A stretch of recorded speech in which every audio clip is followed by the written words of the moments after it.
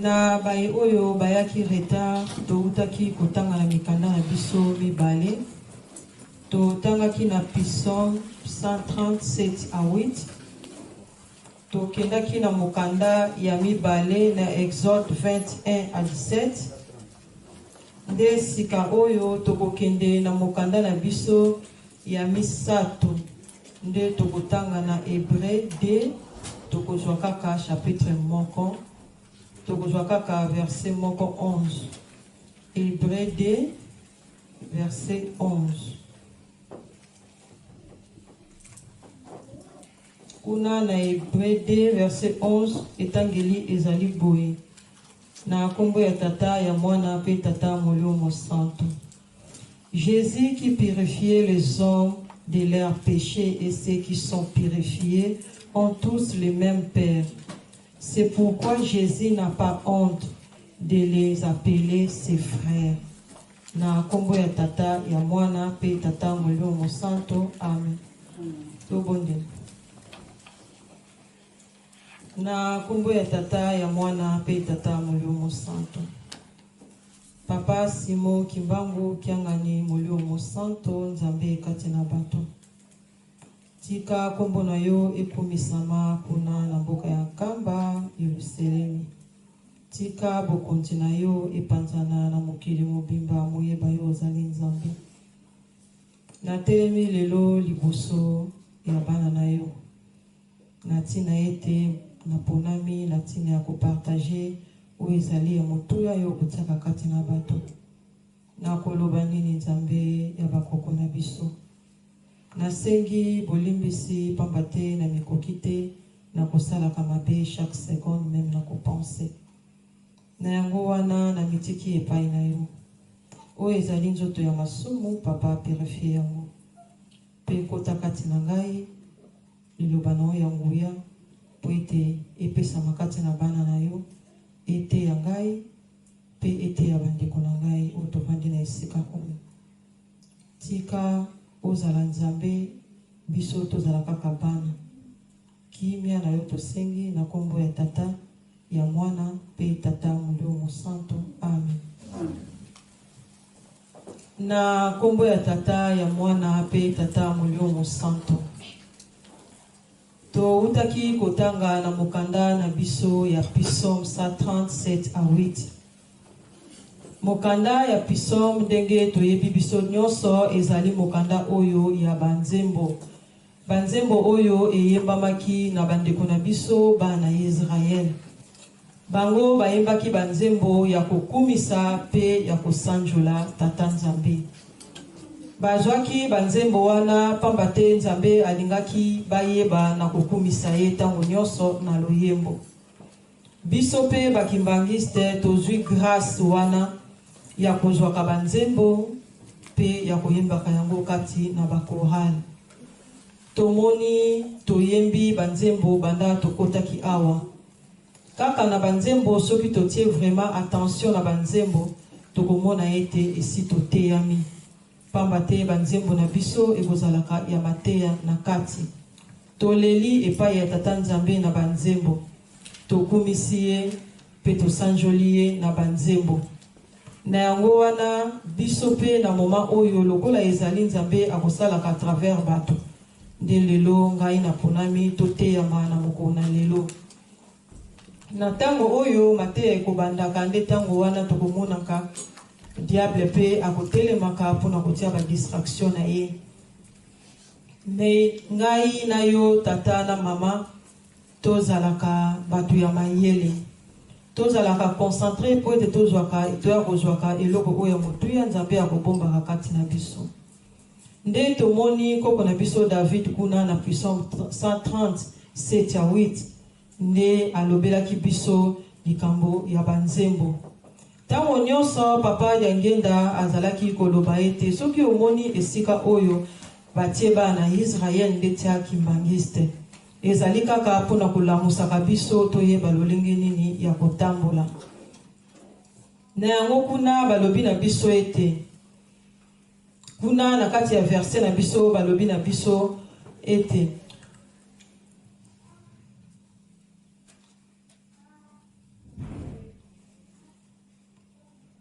Kimbangiste konte kaka na papa Simon Kimbangu Kiangani. Pona azali malamu. Azali na 1000 moyens ya kokangola yo. Yende akokangola yo na mabe na yo. Balobi na biso na kati na mukanda oyo ete tozala tango nyonso na confiance epai ya Nzambe. To konte epai na ye. Tokoki ko konte na moto na mokili te, me to kontaka mingi epai ya tata Nzambe. Totiaka elike na biso epai ya tata Nzambe. Ngai na yo tata mama to lamuka na pongi ya kufa oyo tozali na yango. To lamuka na pongi ya masumu oyo tozali na yango. To lamuka pona to umela kati na mabete. Totika mabe oyo tozali kosala butu moi. Tolongola kitendi ya mwindu oyo totia kati na bilongi na biso. Oyo ezali koboisa biso tomona eloko oyo ezali ya mabe tozali kosala. Pamba te na moment oyo tokomi na moment oyo ezali très difficile. Mengai na yo eloko oyo ekobikisa biso ezali kaka bolamu. Bolamu envers papa Simon Kimbangu. Pe bolamu envers biso na biso. Tozala bana na botosi. Mokili ya solo ebebi pe eningani makasi. Menzambe na biso asengi biso kaka ete. Tango bambuta bazali koteya bayo oyo baponami na bisika ya koteya. Même na groupe oyo epesa melio pona otambwisa. Balobi to forcer mateya. Toteya na. Pamba te na tina na koteya na ezali ete lelo soki oyoki te lobi okoyoka. Na yango wana ngai na yo to profitaka mingi bisika oyo tozali komona masanga ezali pona koyoka kaka mateya ya tata Nzambe. Balobi bo matisa mateya po ete mondimi azala malamu. To matisa pe mabondeli. To matisa mabondeli to sambelaka makasi. To tosa ba na biso oyo bazali kopesa biso pona kobondela. Totangaka Bible mingi. Tozalaka mingi concentré na makambo ya lingomba. Lingomba ekozalaka na ba livre ebele oyo ekobimisaka. Esengeli tango yo okei tokomonaka mingi awo ezalaka pasi pono zwa yango. Me tango yo okei osali voyage na nkamba. Tokomonaka bato mingi bakotelemaka na pembeni bakotiaka ba livre ou bien na centre d'accueil. Mama totalaka kaka uniforme te. Pamba te ata ozali na 10 uniforme 20 ozali ko changer chaque jour. Mais soki kati na yo ezali malamu te ozali kolatisa kaka enveloppe ezali nzoto okomona ete kosala eloko te. Malamu kutu ozala nango ata mibale. Mais tango yo ozali na ba livre ebele ozali koliesa oyo ezali molimo na yo. Na yango na tango tokendaka na Afrique to sombaka ezalaka cher te. Otali ba livre oyo batie na mabele wana ezali kolobela makambo ya lingomba. To sombaka osombi oyepe na ba livre wana ozali kotanga. To yokaka mingi banzembo ya lingomba pamba te nyonso wana ezali mateya. Ekolamusa yo cerveau na yo ekozalaka concentré na makambo oyo ezali ya lingomba. Okomona okokota vraiment na ba distraction mosusu te. Tozali na moment oyo esengeli toliesa mingi molimo pona tozala sauver. Esengeli tozala vraiment concentré na oyo Nzambe azali kosenga na biso. Pamba te soki ozali concentré te okokende na mopepe.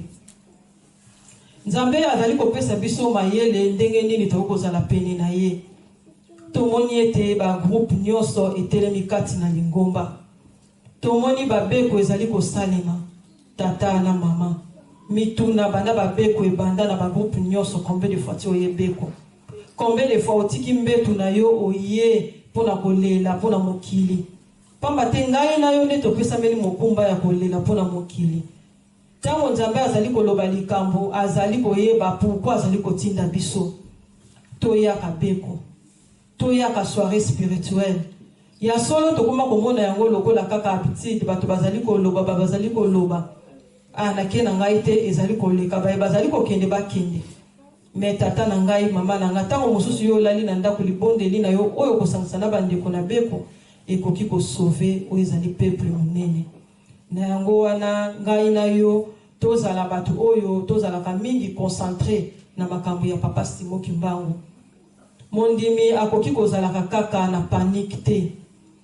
Tokomi vraiment paniqué. Ce qui tolandi banda mois ya novembre ti sikoyo.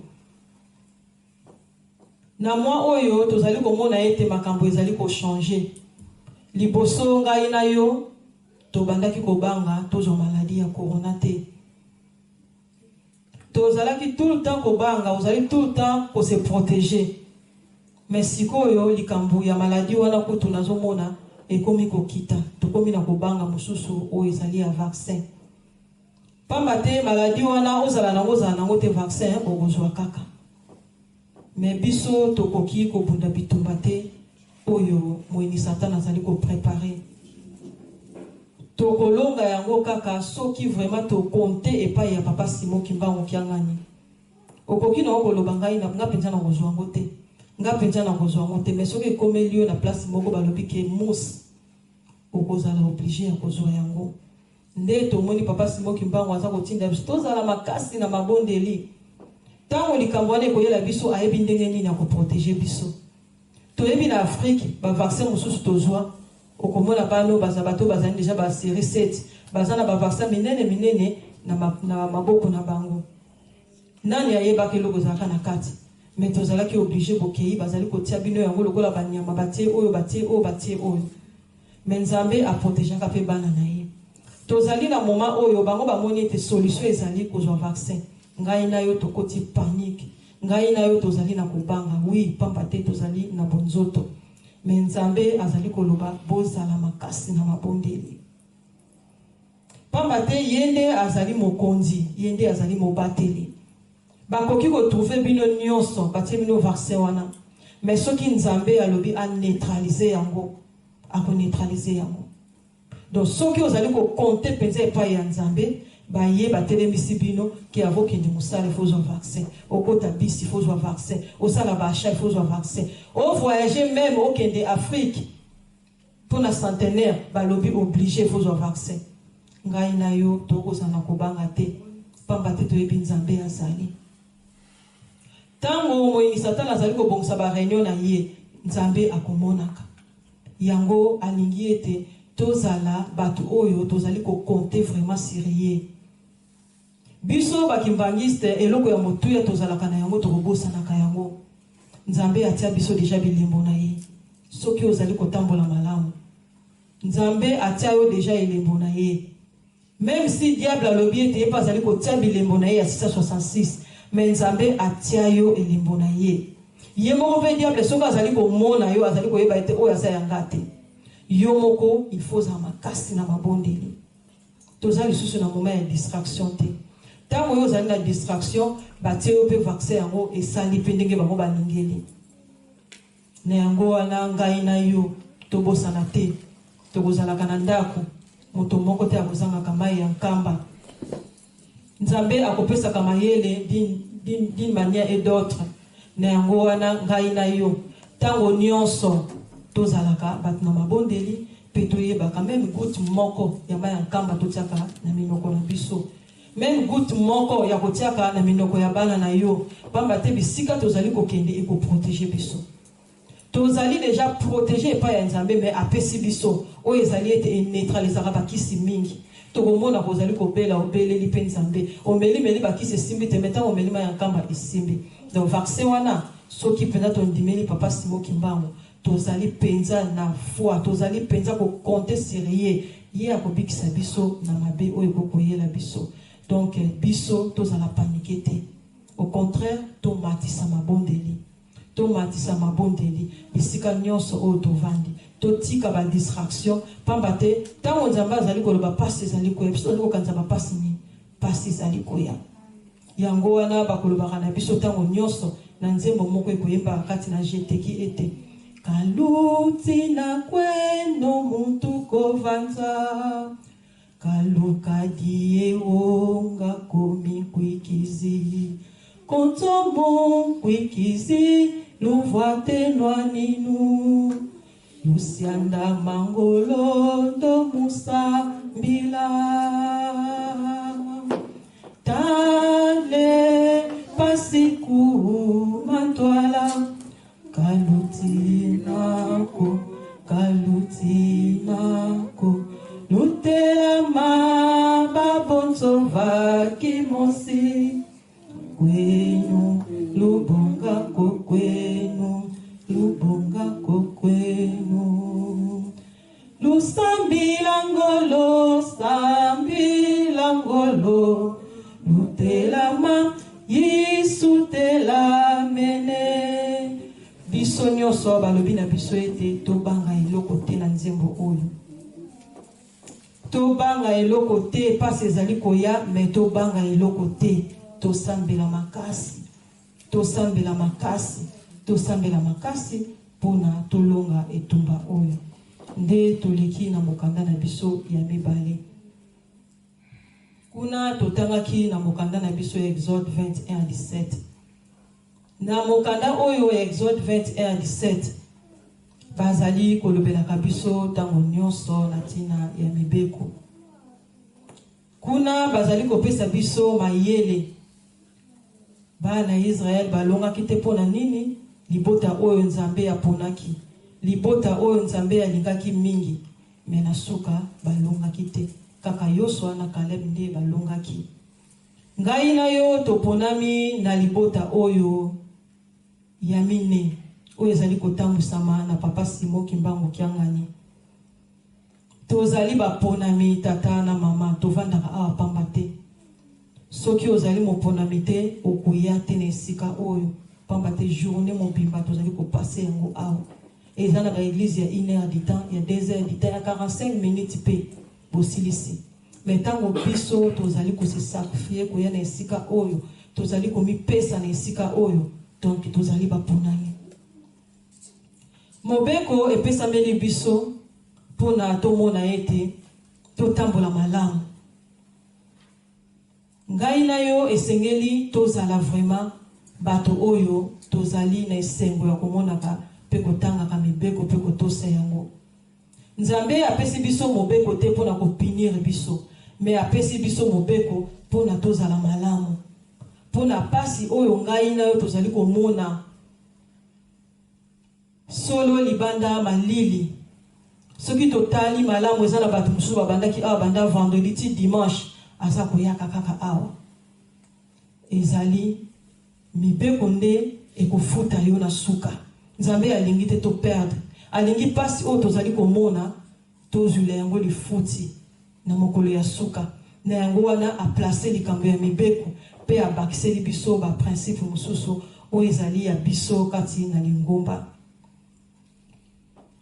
mondimi esengeli ozalaka moto oyo okosepelaka mingi na mibeko pamba te soki ozali kotosa mibeko te seke olingaka na yo lifelo moto oyo akoboyaka lifelo nde azali moto oyo akosala effort tozali na nzoto eza na basentiment ebele mais tosalaka ntango nyonso effort Nzambe mpe azali kolinga bato bakosalaka effort mpona otosa mibeko esengeli okendaka bareunion oyo ezali place bazali koteya esengeli oyaka soirée esengeli okotaka babeko okomona ntango bazali kotanga yango chaque jour okomona ete na semaine mpe otangameli mibeko 2 fois 3 fois ekosauve yo pamba te na ndako tozalaka mpenza makasi te ya kofungola babible tozali na génération oyo tozali kosala makambo lokola bakoko na biso ya ntango ya kala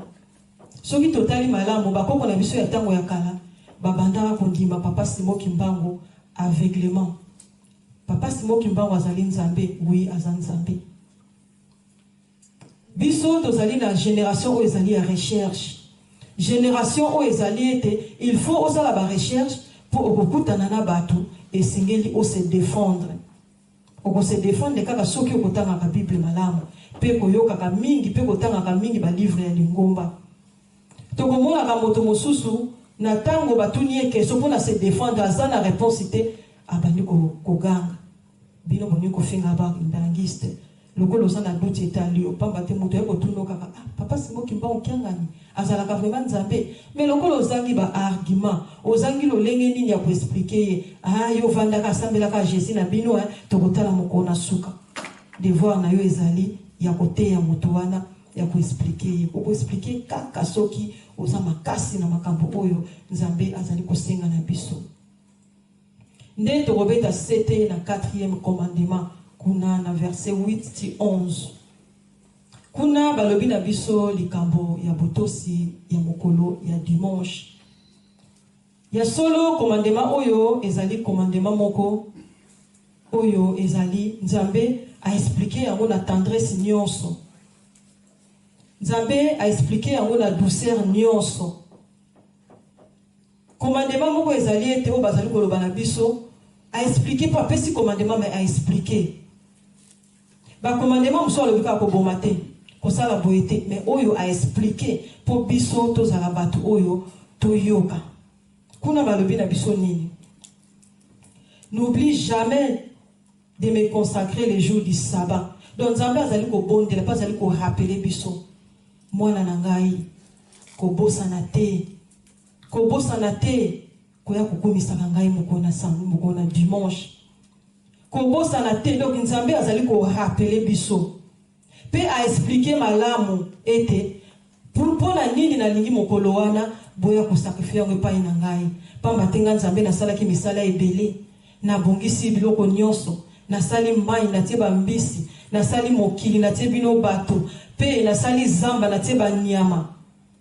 Yango wana mokolo o wana ya dimanche ezali mokolo na petoli yango na lingi ete bino boya kakokumisa ngai. Nzambe alobi yango na tendresse nyonso. Explication moko très doux oyo ngai na yo soto liko tanga verset wana okozana na elengi même si mama na lobi na eti yo kobongama okobima okumisa Nzambe. Nzambe alingi mokolo wana ezala mokolo moko ya kimia. Yango tomoni ngai na yo toye awa. Toyaka église na elongi ya fête, elongi ya esengo. Po moto nyonso so azali kokende fête akozalaka na elongi ya esengo ya kitoko ya kimia. Toyaka église lokola mobali to pe mwasi bazali kokende kobalana. Olati malamu obongisi nzoto na yo. Olati uniforme na yo malamu, olati to bilamba oyo obongisaki malamu. Me kobosana te, pe tola pe motema na yo. Pe tola pe motema na yo. Mema Bible na yo na kati ya église. Maîtriser banzembo na yo oyo epesa meli bino na tina na koyemba. Nde na wana mokona dimanche ekozala malamu mingi. Nzambe akosepela na yo. Sepela na mokolo ya dimanche. Sepela na baye oyo okuti na kati ya etonga ya papa Simo Kimbangu kiangani. Pesa mbote na moto nyonso. Solisa moto nyonso. Lakisa bolingo na moto nyonso.